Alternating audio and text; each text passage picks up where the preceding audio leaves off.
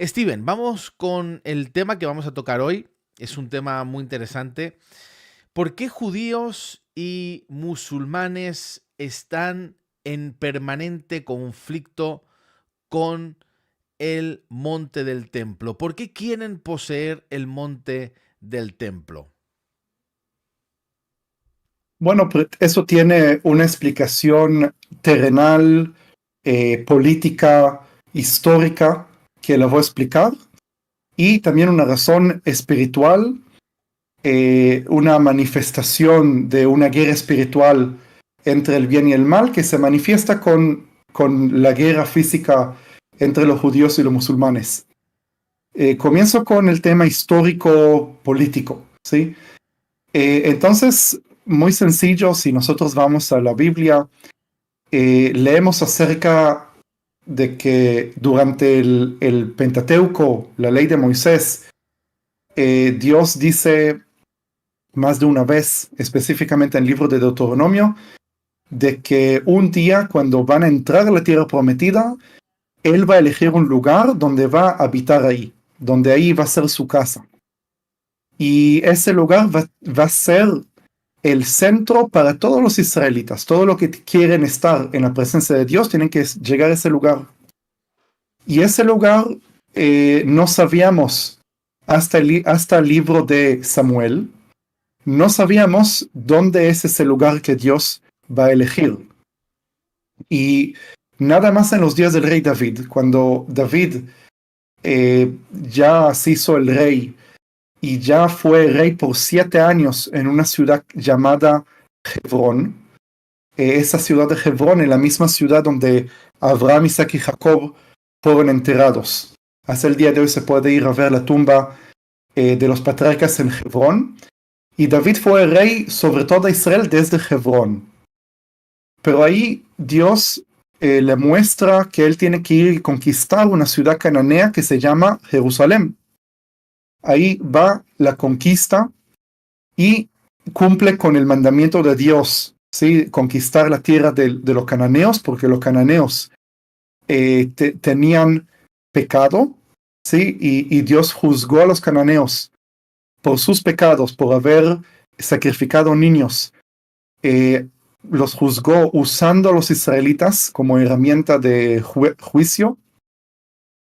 Y ahí, cuando David comenzó, vamos a decir, transformó Jerusalén como su nueva capital, un tiempo después, ahí Dios le muestra comprar la era de un hombre llamado Ornán, y esa era es un lugar muy específico que está al norte de la ciudad de Jerusalén, al norte, digo, de la Jerusalén que David conoció, que era una ciudad muy pequeña. Sí, no sé si vivían ahí más de 500 personas o entre 500 a 1000 personas. Eso era todo el tamaño de Jerusalén en esa época. Y ahí, cuando Dios le muestra a David que ese es el lugar que él tiene que construir la casa de Dios, pero no va a ser David, porque está escrito que David era demasiado violento, mató demasiada gente. El que va a construir el templo va a ser Salomón, su hijo. Sí, Salomón viene de la palabra en hebreo shalom, que significa paz. Salomón en hebreo se pronuncia shlomo y significa la paz está con él. ¿Sí? Y no es coincidencia porque en los días de Salomón no había guerras. ¿Sí? Durante todo su tiempo no peleó contra nadie y por eso Salomón construye el templo. Ahora, desde entonces, la ubicación de construir el templo tiene que ser nada más ahí. No hay ninguna otra opción construir el templo en otro lado. Habían judíos o israelitas que trataron de construir templos en otro lado y Dios estaba muy enojado con ellos porque decir que el templo se puede construir en otro lado que no sea Jerusalén es como romper una promesa de Dios. Es como decir, Dios se arrepintió de lo que eligió. ¿Sí? Aparte que la elección tiene que ver con David mismo. Y si alguien construye el templo no en el lugar que David compró, significa que estás menos, ¿cómo diría en español? Menospreciando. Estás menospreciando a David como el rey de Israel. ¿Sí? Y Dios dijo que ese linaje de David nunca se va a romper, va a ser eterno. Entonces, sabemos que no hay otro lugar menos ese lugar específico. Ahora, pasa el tiempo, los babilonios en el año 586 destruyen el templo que construyó Salomón. Más tarde, la historia con Zorobabel, no sé, creo que se pronuncia así, construye el segundo templo. Y más tarde, el templo de Zorobabel era bastante sencillo, pequeño, pobre, relativamente al templo de Salomón. ¿Sí? Porque el Salomón construyó con los cedros del Líbano, con oro, con plata, con joyas, con piedras bonitas. El templo de Zorobabel, muy sencillo, muy pequeño, no tenía nada de lujo. Y por eso cuando llegó unos 30 años antes del nacimiento de Yeshua, de Cristo, estuvo el rey Herodes. Y el rey Herodes era el hombre, menos el César, era el hombre más rico del mundo. Por lo menos en su generación. Y Herodes dijo, wow, yo soy el rey con el más dinero que existe en todo el imperio romano.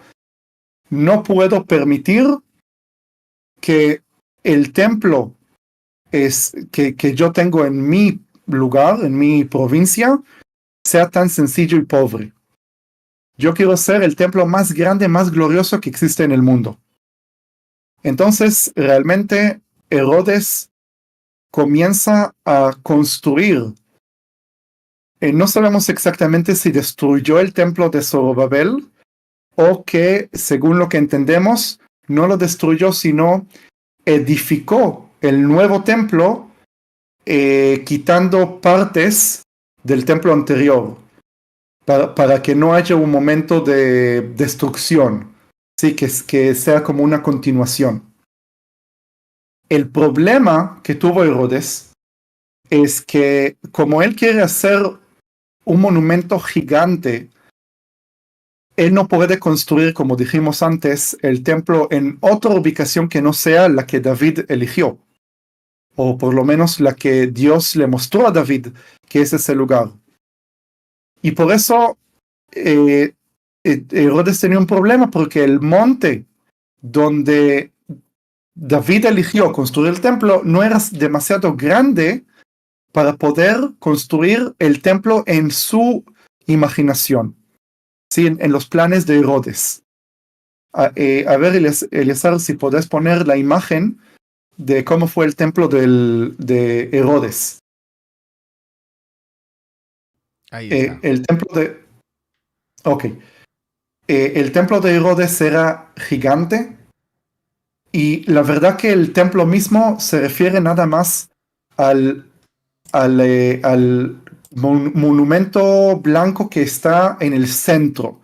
Sí, se puede ver que hay un rectángulo gigante, es un rectángulo gigante, que en el centro del rectángulo hay otro rectángulo más pequeño, que parece como una fortaleza, y luego hay un edificio alto en el centro, que ese es el mismo templo. ¿Sí? Ahora, ¿qué es lo que pasa?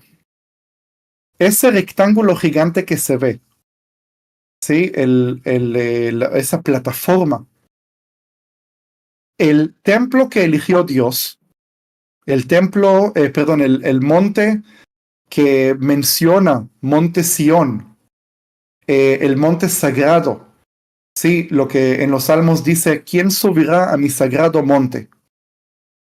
ese monte es esa explanada gigante, ese rectángulo gigante. Lo que pasa es que la montaña misma está enterrada debajo de ese rectángulo. ¿Sí? ¿Se entiende lo que estoy explicando? Sí. Entonces esa explanada que Herodes hizo, Herodes construyó 4 muros gigantes alrededor de la colina, las llenó de tierra y transformó una colina a una plataforma, una explanada. Y por eso él transformó la montaña en lo que ustedes ven en la pantalla. Así que se cambió la forma del monte. Los romanos en el año 70, ellos destruyen toda la ciudad de Jerusalén, destruyen el templo, pero la explanada, ese rectángulo gigante que Herodes construyó para poder construir encima el templo, no se destruyó hasta el final.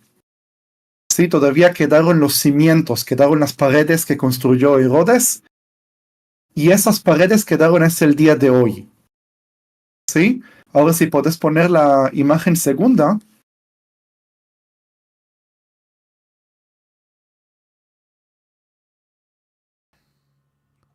Ok, entonces se puede ver en esta imagen cómo,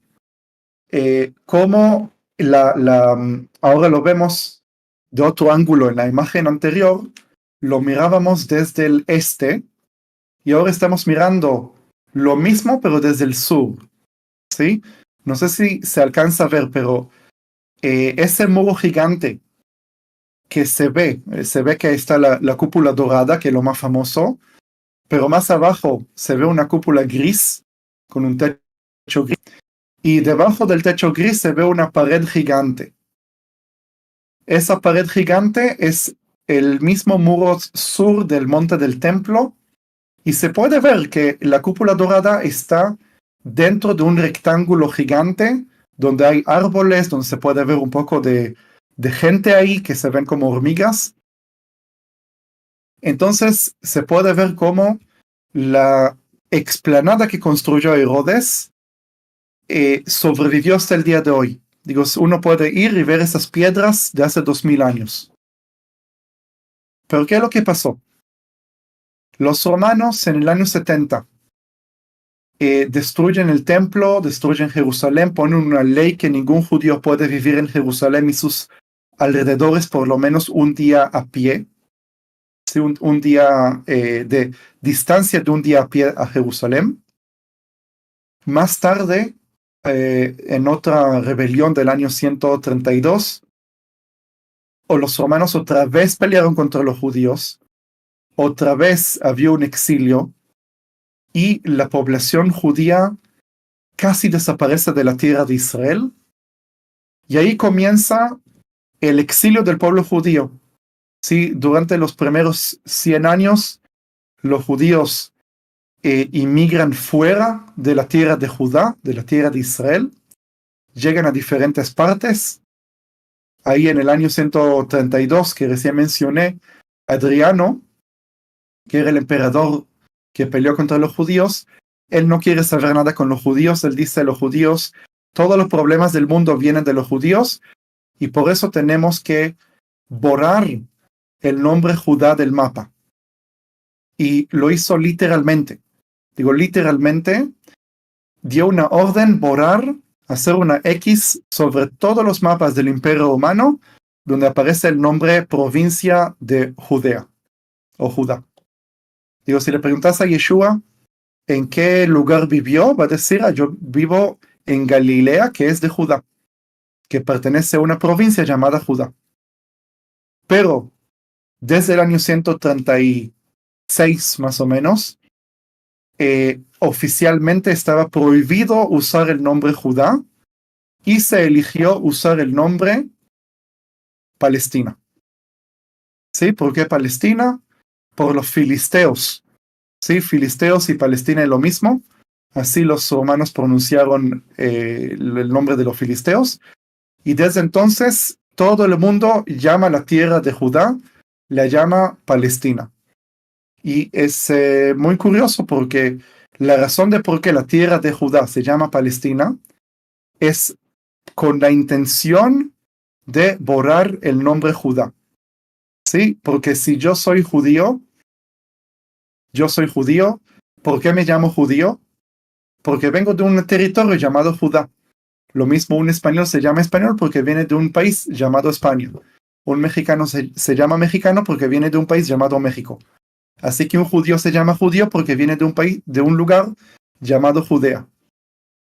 Pero del momento que se borró el nombre Judea del mapa, ahí los judíos pierden su territorio. Bueno, pero eso es otro tema, ya me aparté del tema de Jerusalén. Lo que pasa es que Jerusalén se convierte en una ciudad romana desde el siglo II, una ciudad romana con templos paganos, el templo de Júpiter, templo de Afrodita.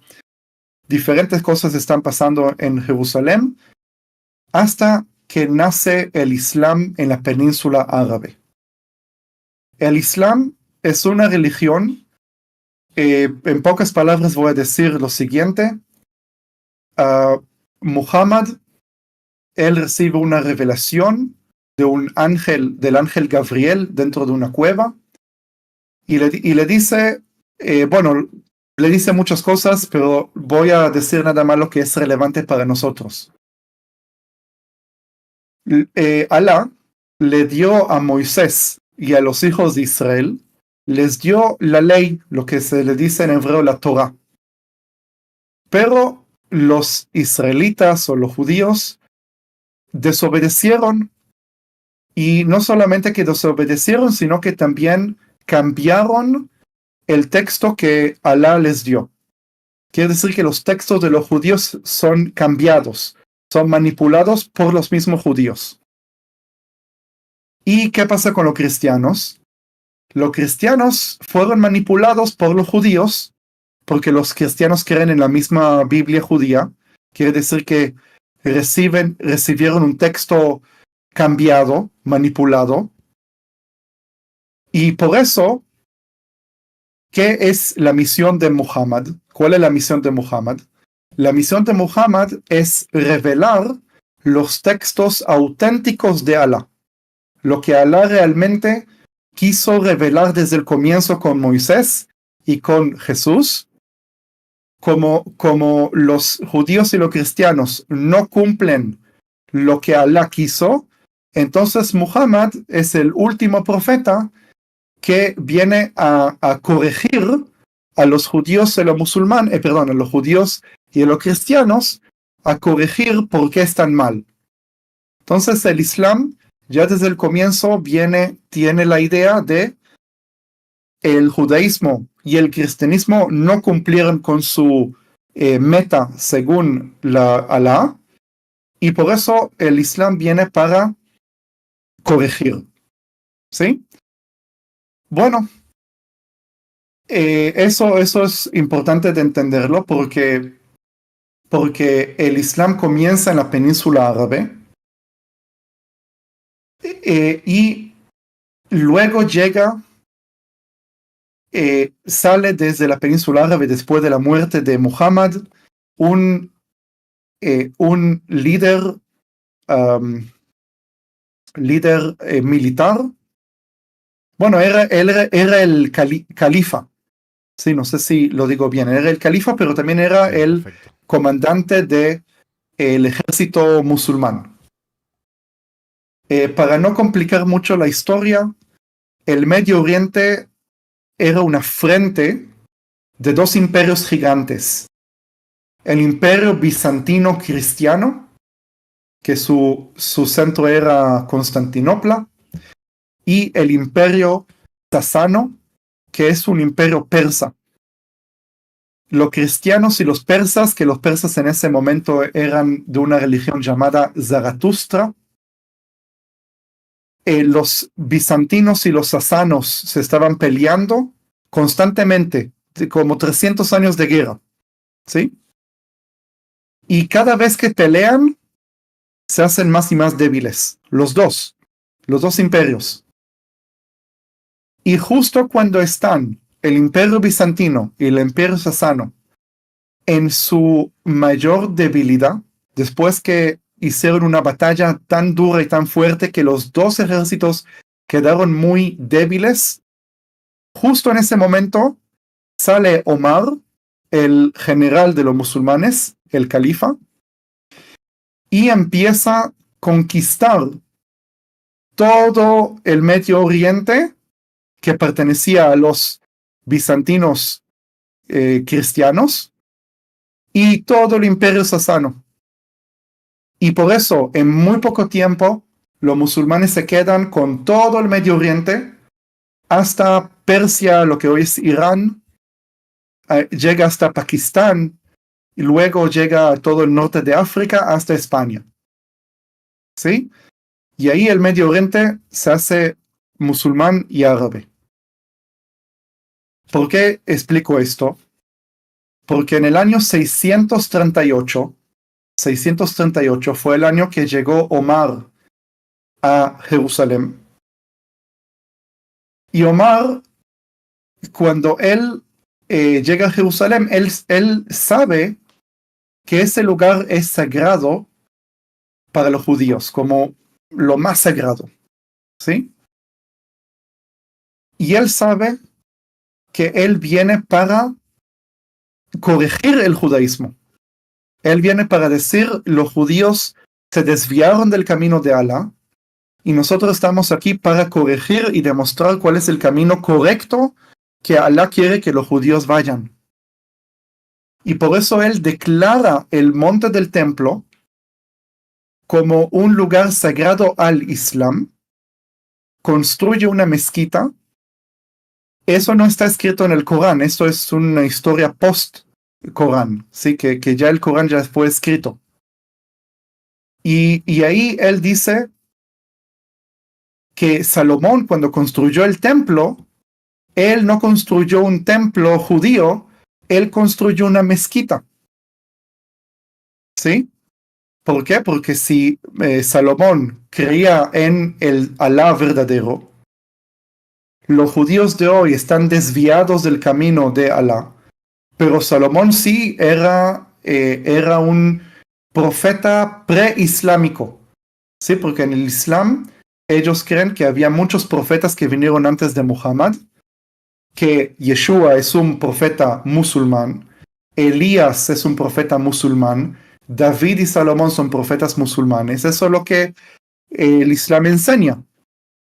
Y por eso Salomón construyó una mezquita. Tal vez no lo llamó mezquita, pero cumplió con la función de que es una mezquita, que adora a Alá, al Dios de los musulmanes. Y por eso dice, bueno, los judíos no tienen ningún derecho en este lugar, al menos que se islamicen. Si se islamizan, vengan, como se dice en árabe, tfadal, ¿sí? Que significa vengan y welcome, ¿no? Entonces, eso fue la intención de Omar. Ahí está el templo de Salomón, y Salomón, como era musulmán, pertenece al Islam. Ahora, más tarde, en el año 691, se construyó la cúpula dorada, que existe hasta el día de hoy, que es un monumento musulmán total, 100% musulmán, y por eso me duele que muchos tratan a esa cúpula dorada como el símbolo de Jerusalén. ¿Sí?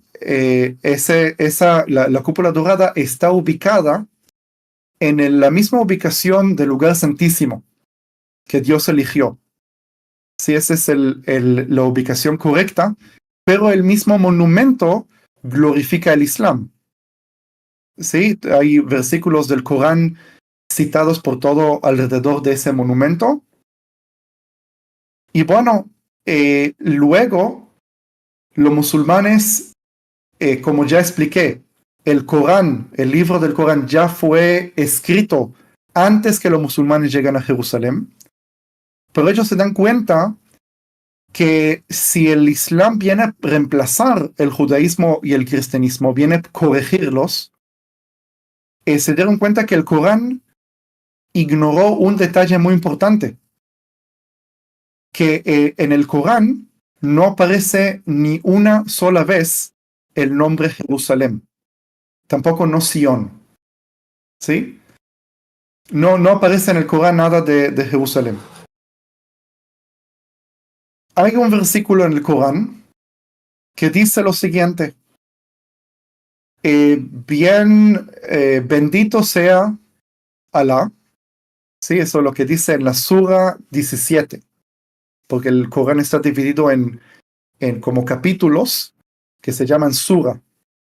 La Sura 17 comienza así: bendito es Alá, el que lo llevó a Muhammad, Mahoma, ¿no? En español le dicen, a un viaje nocturno de la mezquita cercana a la mezquita extrema. Sí, eso es el versículo. Bendito es Alá que lo llevó a Muhammad de un viaje nocturno de la mezquita cercana a la mezquita extrema o lejana, algo así. ¿Qué significa eso? No se entiende muy bien qué significa eso. Digo, el mismo Corán no explica. Por eso, después que ya el Corán terminó de ser escrito, ahí comienzan las tradiciones. Y el Islam también tiene muchos libros más aparte del Corán, que también son sagrados, que se llama Hadith. Y el Hadith tiene muchísimos dichos, muchísimas interpretaciones del Corán, muchísimas cosas.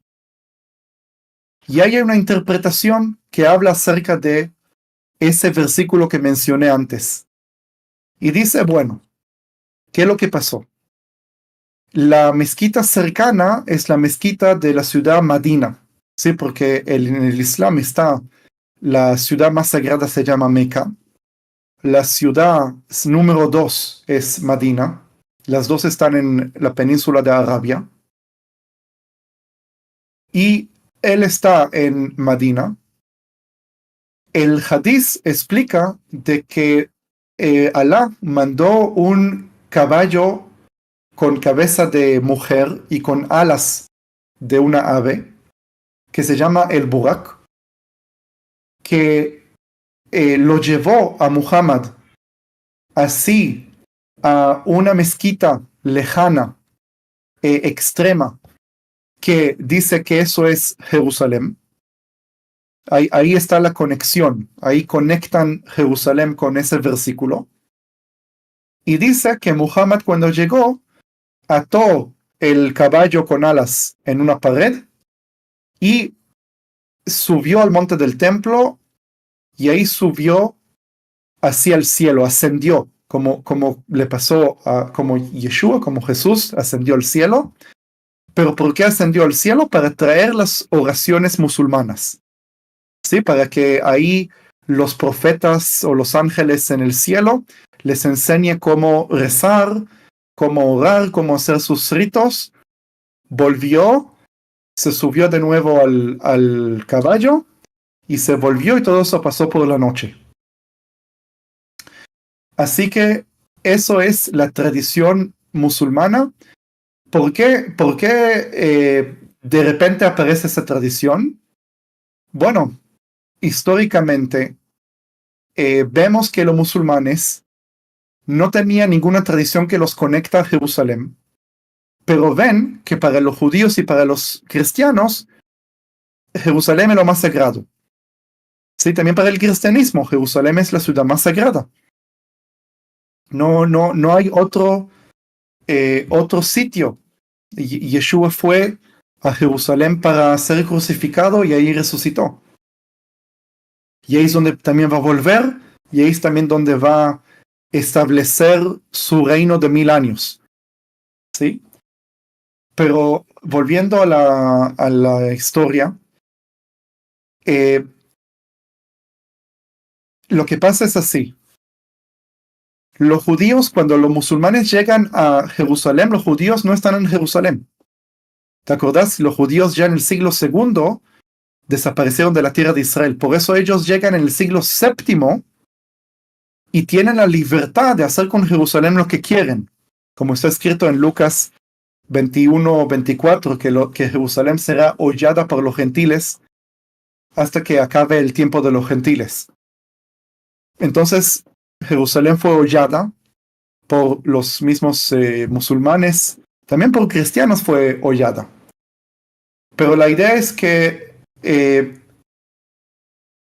comienza una tradición de que Jerusalén es sagrada por esta interpretación, esta tradición que recién mencioné del Hadith, que ni siquiera es del Corán. Ahí recibe el título de la ciudad tercera más sagrada para el Islam. Y pasa el tiempo, llegamos al siglo XX. En el siglo XX, los judíos vuelven a Jerusalén. Se hace una comunidad judía bastante grande en Jerusalén. Los judíos van al Muro de los Lamentos. El Muro de los Lamentos es uno de los muros de Herodes. ¿Te acuerdas que mencioné antes los muros que Herodes construyó? ¿Por qué se van a ir los judíos? ¿Por qué se llaman lamentaciones? Porque están lamentando que el templo está en ruinas. Y van a ir para orar y pedirle a Dios que se construya de nuevo el templo. Porque imagínate que los judíos pueden estar en la presencia de Dios nada más cuando el templo está listo. Sí, ellos no tienen tienen un velo en los ojos, no alcanzan a ver a Yeshua, no alcanzan a ver su Mesías, y a través de la salvación del Mesías, la presencia de Dios está con nosotros 24/7. Pero el judío que no cree en Yeshua dice: yo no estoy en la presencia de Dios hasta que el templo no esté construido, no tengo dónde estar en la presencia de Dios. Y por eso el Muro de los Lamentos es como no es el templo mismo, pero es como un preparatorio, no sé si uso la palabra bien, como algo que nada más 1% de lo que realmente debería ser, ¿sí? Y por eso lo que pasa en el siglo XX es que durante todos los siglos, desde el siglo VII hasta el siglo XX, los musulmanes dominan el monte del templo. Ellos van ahí, oran ahí, hacen sus cosas. Y ahora vienen los judíos. Mientras los judíos no tienen su país independiente, mientras los judíos vienen ahí para llorar en el Muro de los Lamentos, los musulmanes no tienen ningún problema. ¿Sí? Los musulmanes están ahí bien con los judíos. El problema es cuando los judíos empiezan a hablar de construcción de un tercer templo.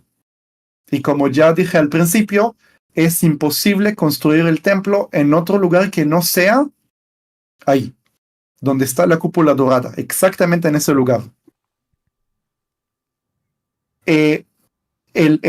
Hablar de un tercer templo, eso indica varias cosas. Primero, teológicamente. Si los judíos construyen un tercer templo, aparte de destruir la mezquita que ya está ahí, sí, que eso los musulmanes no van a estar dispuestos, pero vamos a decir que se quita la mezquita.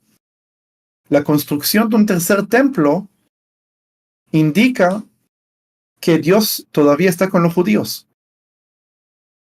Si el Islam vino a reemplazar el judaísmo, el Islam vino a corregir el judaísmo, eso indica que Dios fue fiel con los judíos y que los judíos van a tener la oportunidad de construir el templo judío y no la mezquita musulmán, como dijo Omar, que Salomón construyó una mezquita.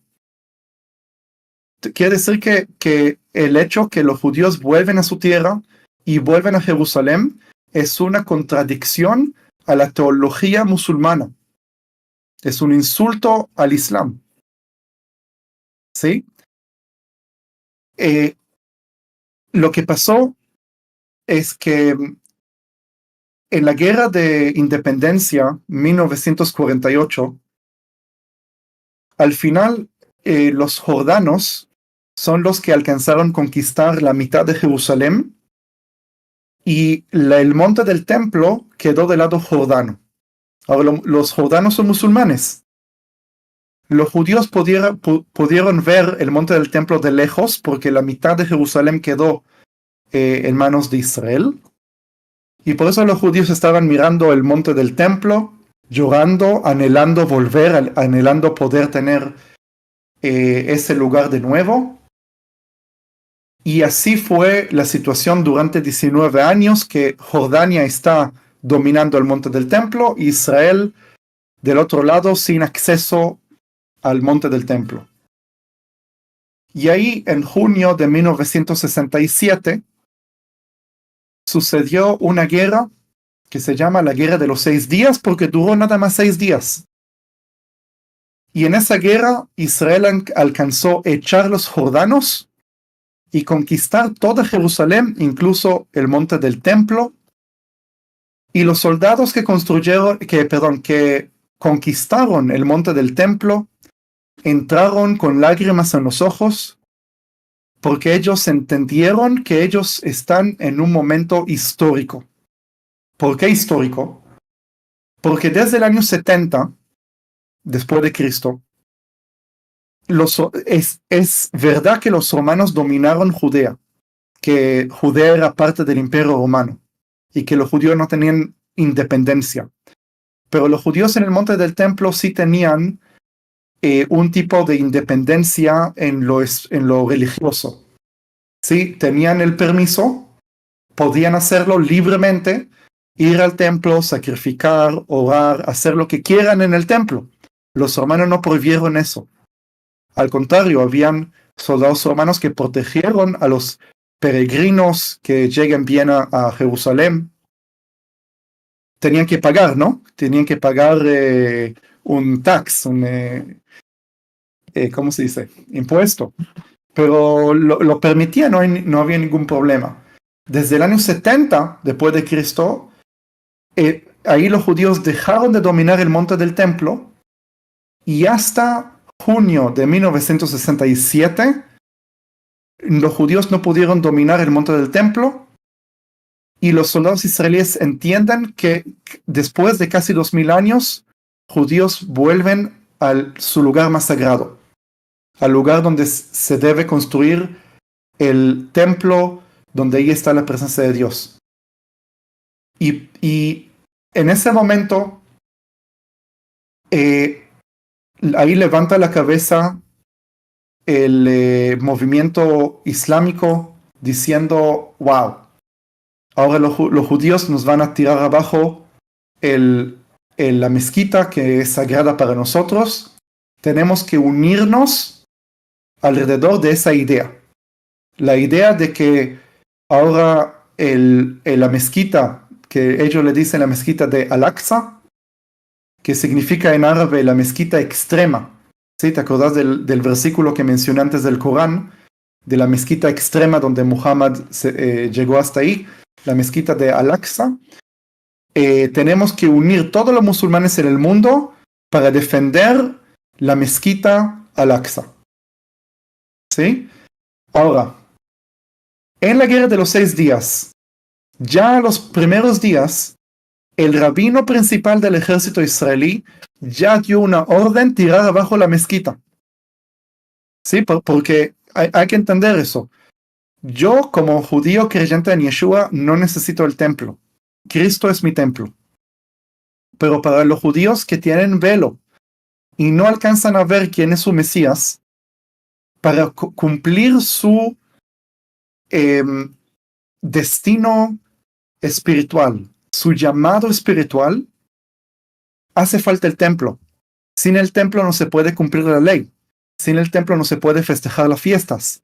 Sí, durante 2000 años los judíos lo festejaron sabiendo que lo están festejando de forma incorrecta. ¿Sí? Si no está los sacrificios y el sacerdocio y todo eso, no se puede cumplir su destino religioso. Y por eso el rabino principal ya dio la orden tirar abajo la mezquita, pero ahí viene el ministro de defensa israelí llamado Moshe Dayan, que tal vez lo conocen, de la generación es un poco más mayor, lo conocen, un hombre muy conocido, y él era un hombre ateo, no era creyente. El gobierno israelí en esa época era bastante izquierdista, socialista, ateo, secular, y pensaron de una manera muy razonable en el sentido secular. Y Moshe Dayan, el ministro de defensa israelí, dice, si nosotros tiramos abajo la mezquita, todos los musulmanes en el mundo se van a levantar y van a pelear contra Israel, y eso es un riesgo que no lo podemos tomar. Y por eso él dice, vamos a invitar de nuevo los jordanos que estaban responsables sobre la mezquita, y vamos a darles a ellos autoridad para que ellos decidan qué es correcto según el Islam, y nosotros como israelíes vamos a respetar. Eso es totalmente absurdo de punto de vista mío. Sí, creo que también para muchos, porque uno dice un momento. Para el judaísmo, el monte del templo es el primer lugar más sagrado. Para el Islam es el tercero. Para los judíos, si no se construye el templo, no se cumple nuestro objetivo religioso. En cambio, los musulmanes, ellos construyeron exactamente en el mismo lugar y no nos dejan construir el templo. Entonces, es absurdo que un ministro israelí le diga a los musulmanes, ok, para poder demostrar tolerancia, para poder demostrar que la paz es más importante para nosotros, voy a renunciar el objetivo de la religión mía, ¿sí? Voy a renunciar, voy a decirle a los rabinos que tienen que esperar 2000 años más para la oportunidad de construir el templo. Y yo voy a hacer que los musulmanes vuelvan y tomen control sobre el monte del templo. Y esa es la razón que hasta el día de hoy los musulmanes siguen controlando el monte del templo y las policías israelíes tienen que obedecer a los musulmanes. Sí, por ejemplo, los musulmanes dicen, tiempo de oración, nadie puede estar en el monte del templo. Sí, eso es nuestra condición. Entonces los soldados israelíes que dominan el monte del templo tienen que obedecer lo que los musulmanes les dicen. Sí, entonces esta situación absurda se creó después de la Guerra de los 6 días y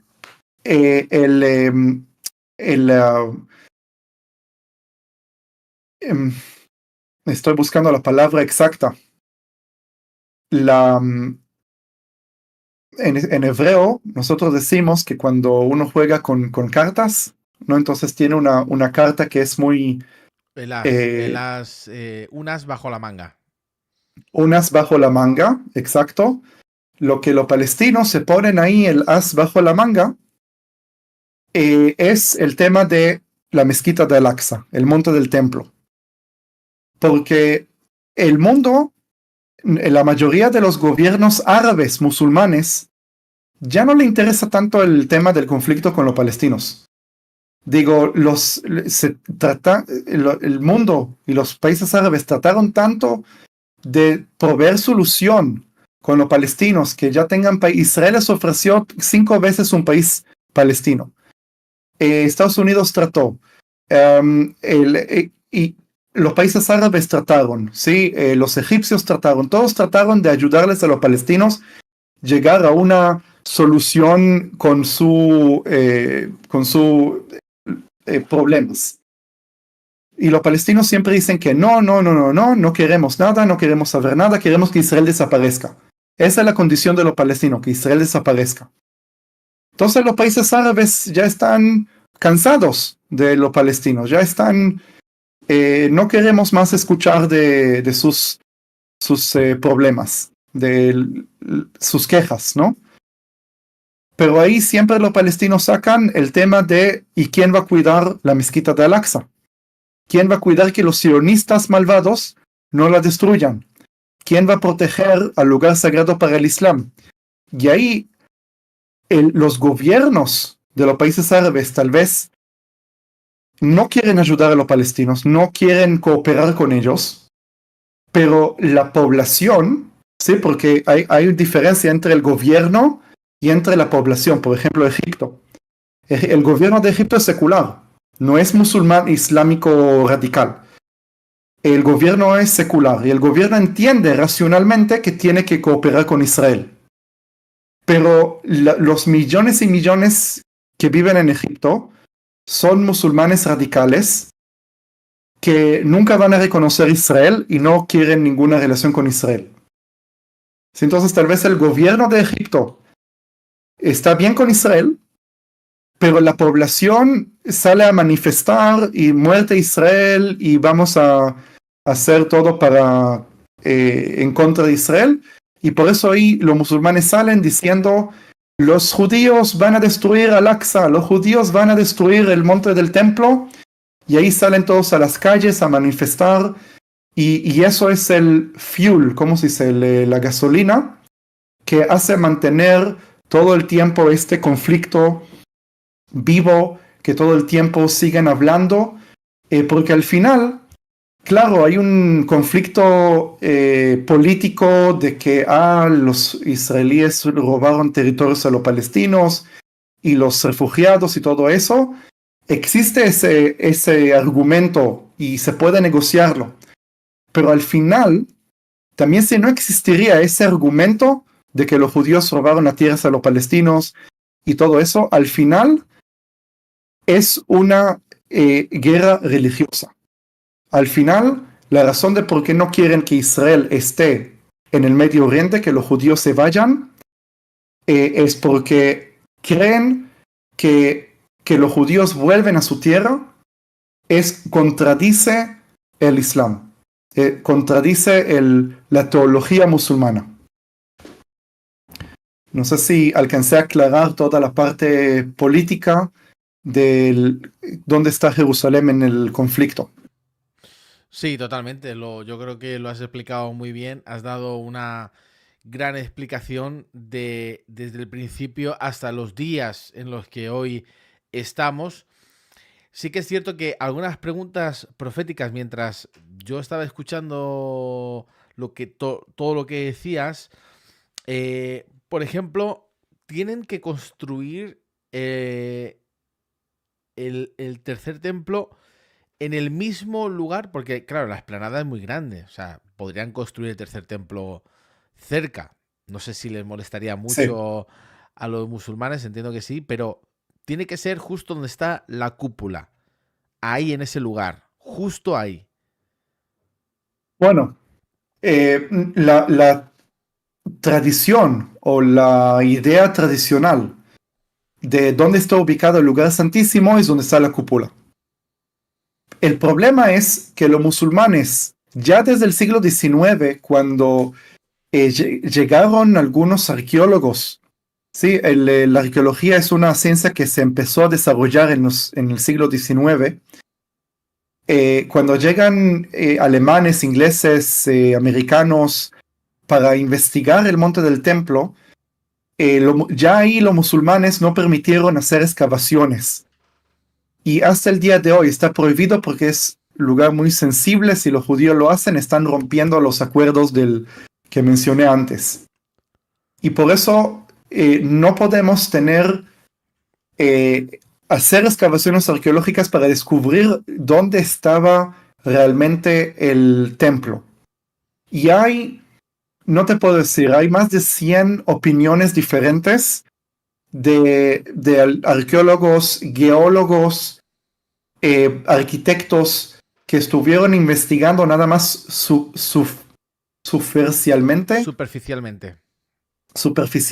el monte del templo y llegaron a diferentes conclusiones. Entonces algunos dicen que la ubicación del templo estaba más al sur, otros dicen un poco más al este, otros dicen un poco más al norte.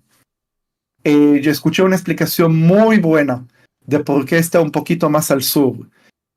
Pero no puedo aceptarlo porque todos son teorías. No hay nada concreto que puedo decir sí, 100% es así. Yo personalmente creo que donde está la cúpula dorada es ese lugar, porque yo creo que Satanás, ya estoy hablando de cosas espirituales, Satanás quiere ese lugar para él y por eso lo señaló para él.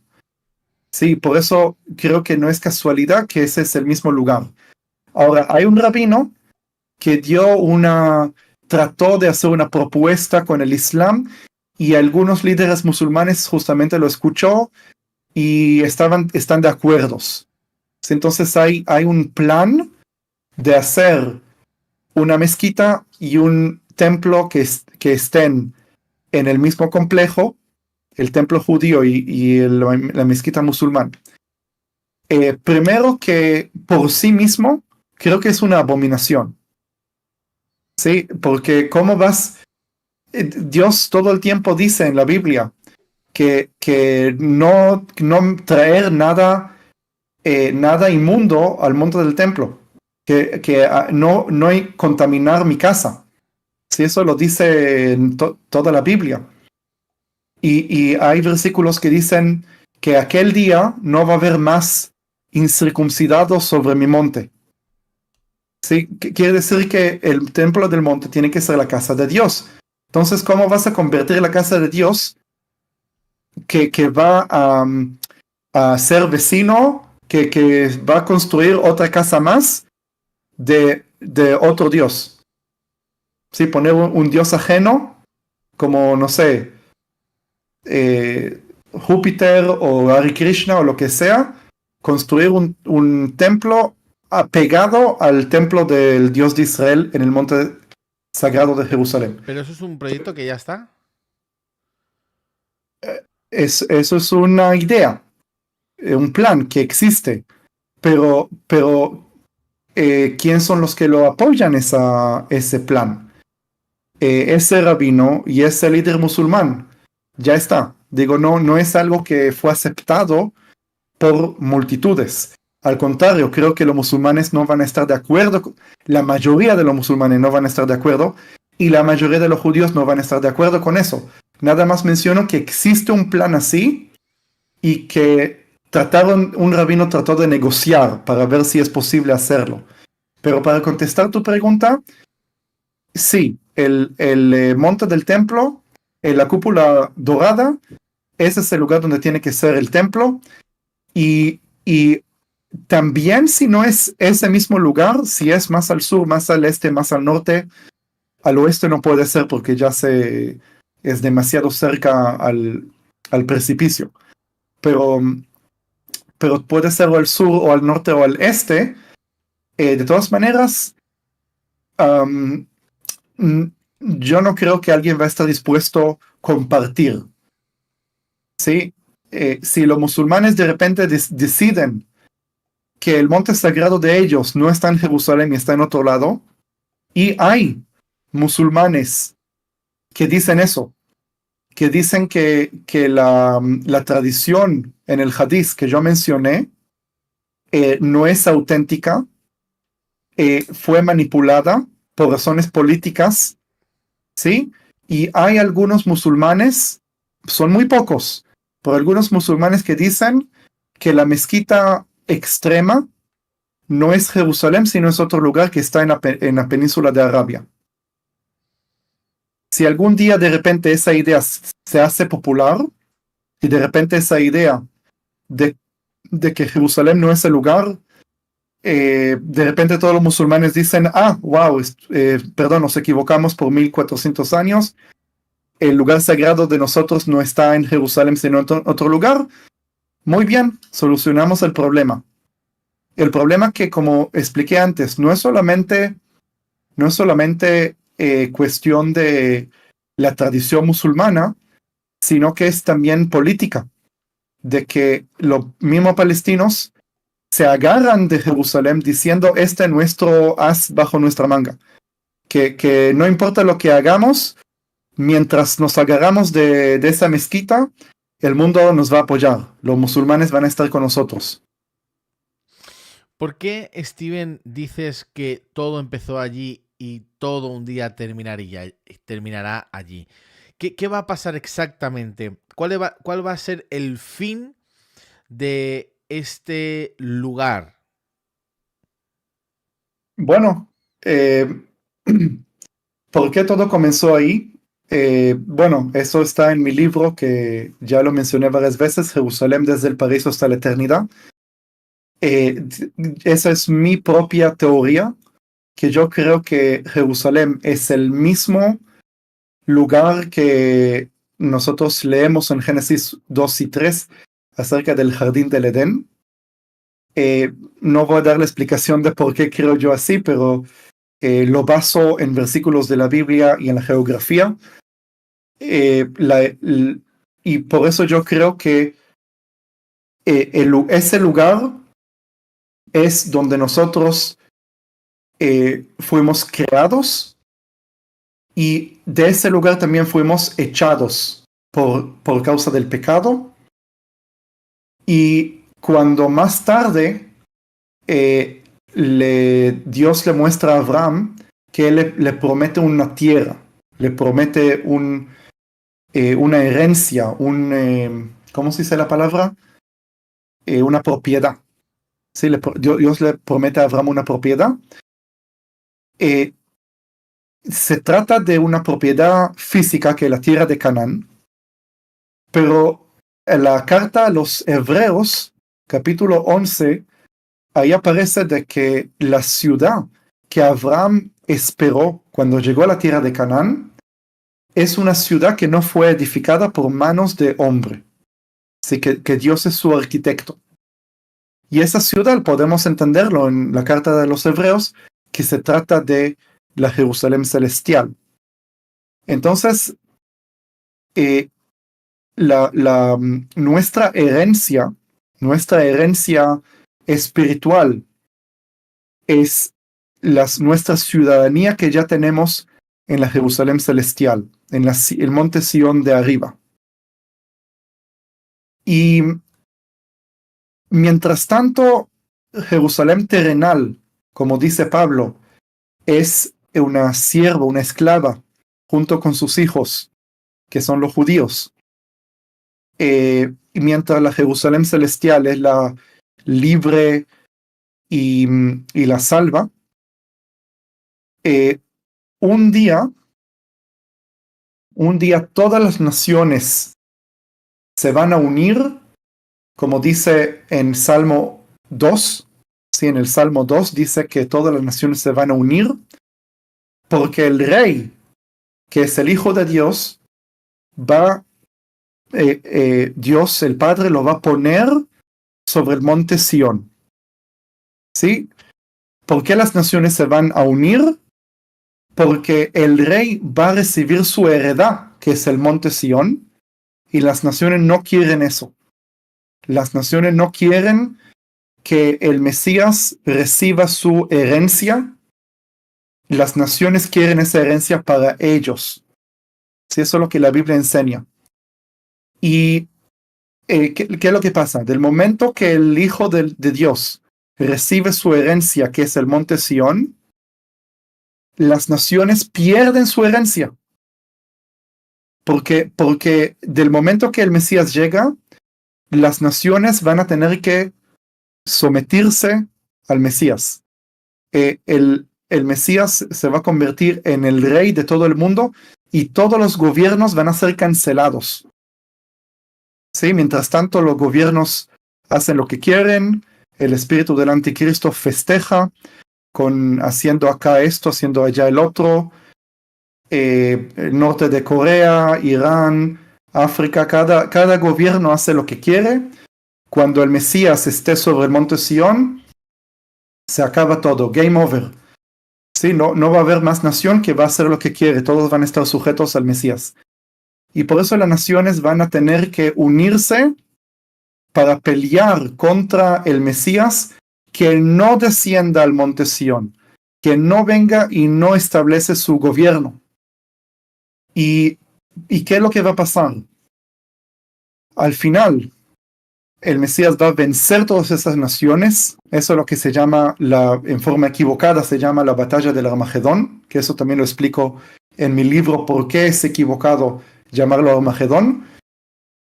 Y ahí, después que termine esa guerra, Jerusalén se convierte en la capital del reino del Mesías. Durante los 1000 años que el Mesías va a dominar el mundo, no está escrito en ninguna parte que el Mesías sale de Jerusalén para visitar otros lugares, sino que el Mesías va a estar en Jerusalén y las naciones van a llegar hasta Jerusalén para verlo ahí.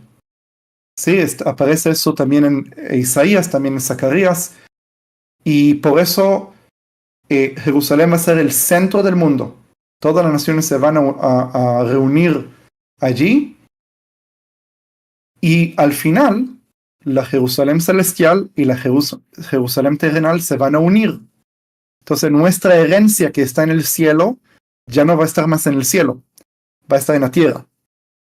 Y por eso nuestra herencia es en Jerusalén, no importa si es celestial o terrenal, porque al final se unen y ahí es nuestra herencia en Jerusalén.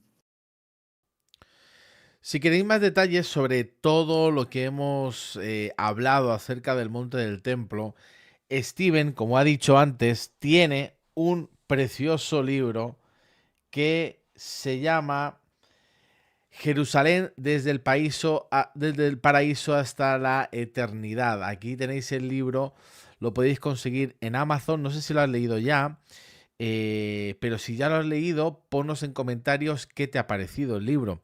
Lo explica muy bien, además no es un libro precisamente pequeño, porque tiene más de 370 páginas, así que es un buen libro, instruye mucho y tiene muchísimos datos acerca de todo lo que estamos hablando, la precisión con los textos bíblicos que apoyan todos los argumentos que nos ha mencionado Steven. En el link de la descripción aquí abajo, permitidme que haga esto, pero tenéis el libro para comprarlo. También podéis apoyar el ministerio de Steven. Sabéis que Steven es guía turístico y, por desgracia, a causa de la guerra no puede ejercer su labor, no puede ejercer su profesión. Por lo tanto, pues ahora mismo está dedicándose a algunas cosas que van saliendo. Así que si puedes apoyar a través del link de PayPal, le puedes hacer llegar una ofrenda de amor para que el ministerio de Steven, junto con su familia, pueda seguir extendiéndose, que creo que tiene mucho valor, creo que tiene de verdad mucho que aportar a todo el mundo cristiano. Creo que es una perla y creo que nosotros necesitamos también apoyar el ministerio de Steven. Así que te dejo estos enlaces aquí en la descripción para que puedas apoyar el ministerio de Steven de las siguientes formas que hemos mencionado. También Steven va a hacer un tour en Israel para un grupo de 14 personas de momento. No sé si alguien se puede sumar más o ya está el grupo cerrado, pero en junio Sí se puede. aún se puede. Sí. Aún se puede. Hay alguna página web, porque hay gente preguntando en el chat porque le gustaría ir a Israel contigo. Entonces no sé si hay alguien que puede dar información acerca de cómo ir a Israel contigo. Sí. Yo te mando por el WhatsApp el contacto de la persona. Un momento. Ahí está. Podés publicar su número de teléfono. Se llama Pastor Roberto. Y él él puede dar toda la información.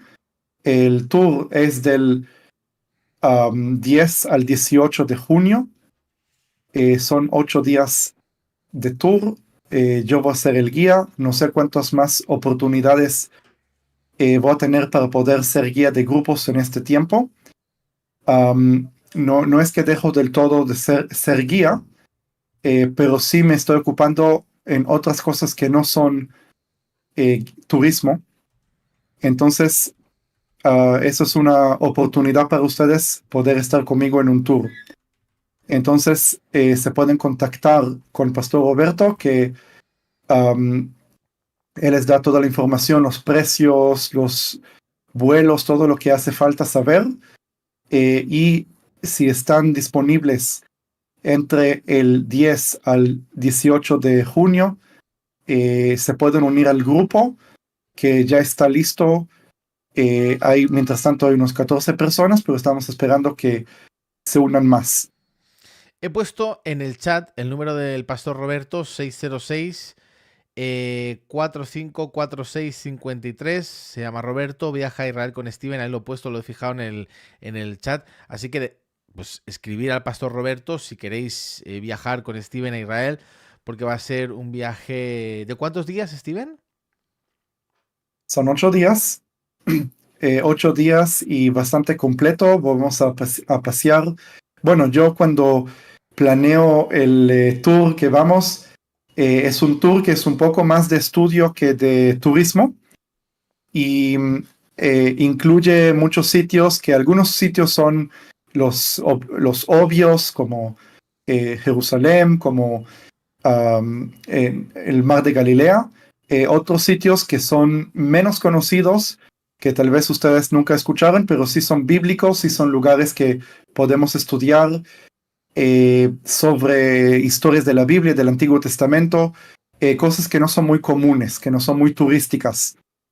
Y por eso, si quieren unirse a este tour, les recomiendo mucho.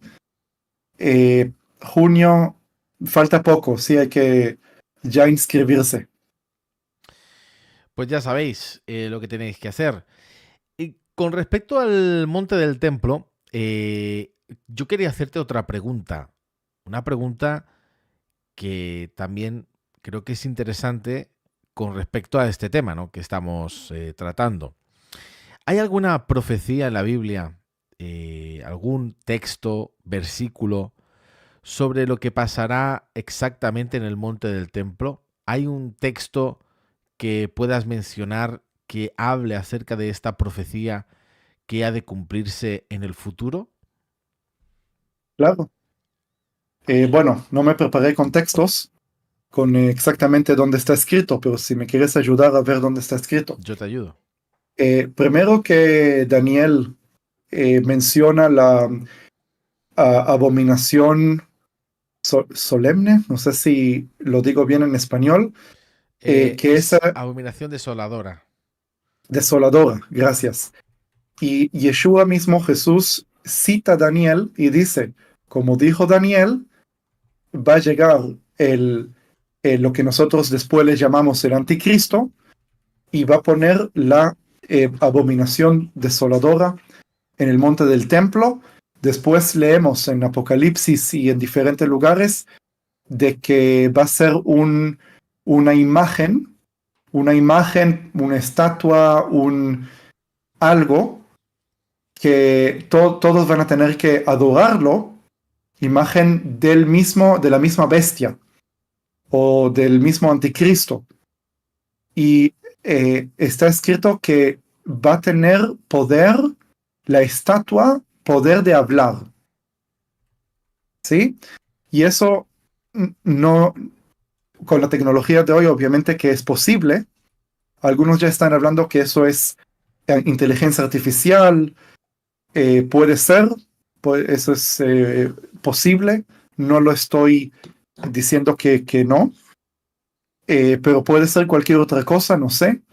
De todas maneras, eso está escrito que eso va a suceder sobre el monte del templo.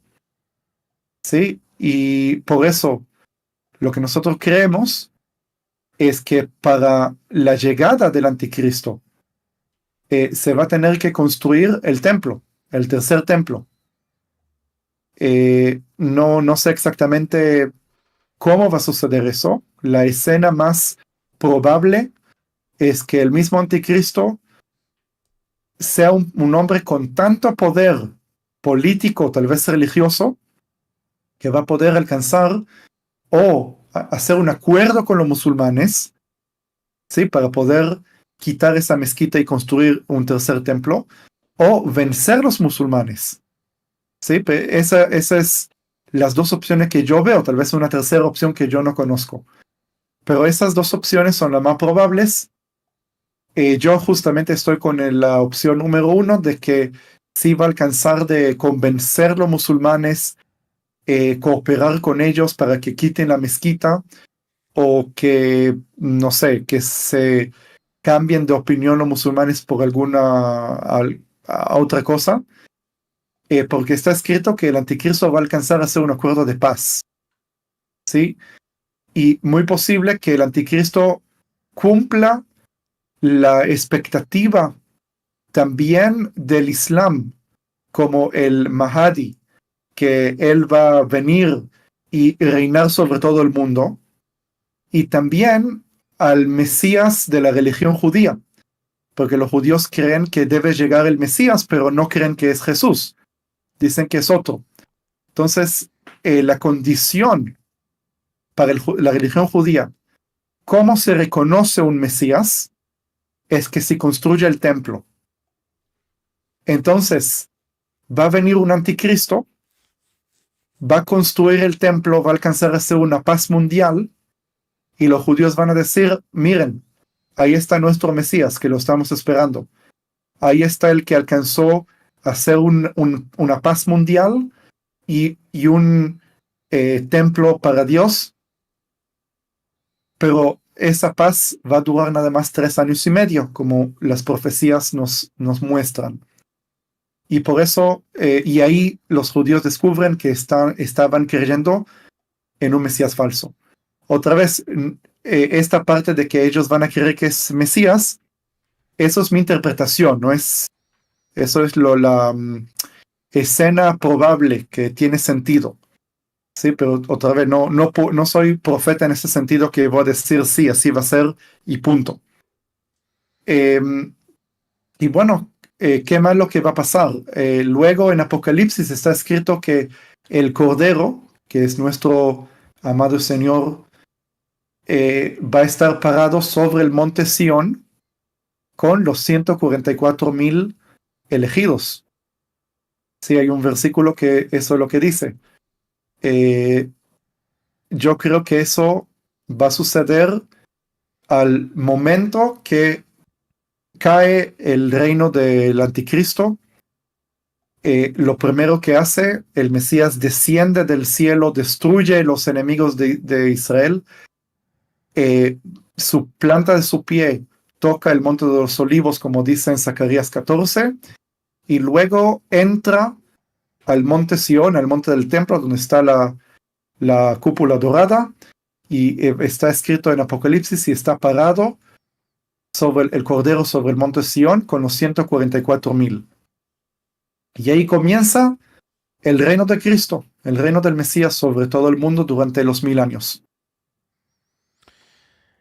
Voy a poner una imagen del tercer templo mientras estamos hablando. Aquí ahora aparece una imagen. Este es el tercer templo, que hay una maqueta ya. De hecho, hay un instituto, si no me equivoco, del tercer Sí, templo. Esto ya es conocido. Han visto ya pues, todos los materiales que hace falta. Dicen que tienen las vacas rojas listas, que tienen todo a punto ya de sí. ser edificado, ¿no? La pregunta que yo te quiero hacer hace cuestión de prácticamente, yo creo que 2, 3 meses, tuve una charla con el pastor José Manuel Sierra y hablando con él, pues él me dijo que había una serie de personas, judíos, que estaban ya pues con un plan inmediato de tomar el templo, de tomar la explanada, de subir, que ya tenían las armas, tenían todo preparado para dar un golpe y entonces conquistar, evidentemente fuera del acuerdo, ¿verdad? Que tú nos has comentado antes del status quo, ¿no? ¿Verdad? ¿Es status quo eso? Sí, sí, sí, Es, sí. es ¿verdad? El acuerdo que hay. Evidentemente lo romperían. Pero, ¿qué pasaría si ahora este grupo de religiosos, imagino, ortodoxos y radicales, tomaran el templo, tomaran esta explanada por la fuerza y de repente, pues, empezaran a construir el tercer templo? ¿Qué ocurriría exactamente en ese momento, Steven? Bueno, sí, tenés razón. Hay grupos que eso es su sueño, que eso es lo que están trabajando para conseguirlo durante años. El gobierno israelí está muy en contra, porque no queremos, el gobierno israelí no quiere provocar conflicto con los musulmanes, como hablamos de este acuerdo del status quo. Y por eso todo el tiempo están investigando. Hay una unidad de la policía israelí que constantemente está controlando que esa gente que tiene esas ideas no junten esas armas, no tengan la posibilidad, el acceso para hacerlo. Y el monte del templo está bien controlado. Digo, no va a ser fácil de hacerlo. Em, Pero ¿qué va a pasar si lo logran hacer? Y ya intentaron hacerlo, y ya el ejército israelí detuvo muchos que ya tenían una bomba. Alguien alcanzó, si no me acuerdo, fue en los años 70, un judío radical llegó hasta la cúpula dorada con una bomba, pero no se explotó. Sí, el ejército israelí alcanzó a agarrarlo y sacarlo de ahí. ¿Qué iba a pasar si cae abajo la mezquita? Muy difícil de contestar esa pregunta porque, por un lado, el gobierno israelí eh, quiere evitar que eso pase para no causar, eh, bueno, técnicamente eso es, um, ¿cómo se dice la palabra? Provocación, Ujú. ¿no? No podemos saber cuál va a ser la reacción. Disturbios con violencia dentro de Israel con los palestinos. Puede ser que se levanten los países musulmanes que están alrededor de Israel, sí, porque Egipto tiene acuerdo de paz con Israel, pero ¿quién nos va a asegurar que de repente Egipto no va a atacar Israel? El ejército de Egipto se está preparando para atacar Israel. Nada más lo digo así, a pesar del acuerdo de paz que tenemos, los egipcios ven a Israel como el enemigo número uno. Y no sabemos cómo va a ser la reacción. Sabemos que va a ser dura, fuerte, con odio, con enojo, con mucho... ah, no, nadie puede saber a dónde se va a desarrollar esas cosas, pero no va a estar sorprendido que llegue una tercera guerra mundial. Sí, no va a estar sorprendido porque eh, es como todos los países musulmanes van a recibir de golpe legitimidad de atacar a Israel. Y no, por eso, eso es lo que me parece a mí. Eh, ¿Qué es lo que va a pasar en el monte del templo? Los judíos ya van a comenzar a construir el templo. Eh, Todo está listo. Claro que construir un monumento puede tardar años, pero para poder activar el templo puede tardar días. Digo, activar el templo significa que esté el altar, que estén las cosas básicas que Dios exige que hayan, que es el lugar santo, el lugar santísimo, simplemente colocarlos en el lugar. Ni siquiera hace falta que haya algún monumento encima, digo, paredes o techo. Eso no hace falta, porque no te olvides que se trata de una carpa. ¿no? En el desierto tenían una carpa.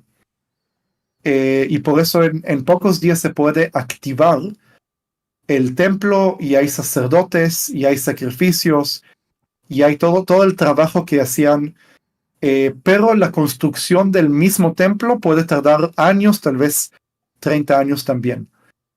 Eh, en, en, en condición que los países musulmanes no atacan antes. Qué tremendo todo esto, ¿verdad? Parece pues algo de película que hoy día es difícil imaginarse, porque es muy difícil imaginarse, pero que sabemos que un día va a pasar, que un día tiene que pasar y pues está cada día más cerca de que eso se dé como una realidad, básicamente porque dice la palabra de Dios, ¿no? Por lo tanto, estamos esperando ese momento. Qué bueno lo que nos cuentas. Y estamos viendo para que pronto estés en España, así que todo el mundo, todos los españoles pendientes. Y si hay algún americano, colombiano, no sé de qué parte nos estás viendo, pero déjalo en el chat si quieres que Steven vaya a tu país, pues ponlo en el chat, coméntalo. Y sobre todo, ya sabes, si te está gustando este contenido que estamos haciendo con Steven, que hacemos directos hablando sobre Israel, dale me gusta a este vídeo para que sigamos creando este tipo de contenido. Eso nos hace saber que te gusta y si te gusta, pues lo seguimos trayendo para traer luz y traer también enseñanza y edificación al cuerpo de Cristo.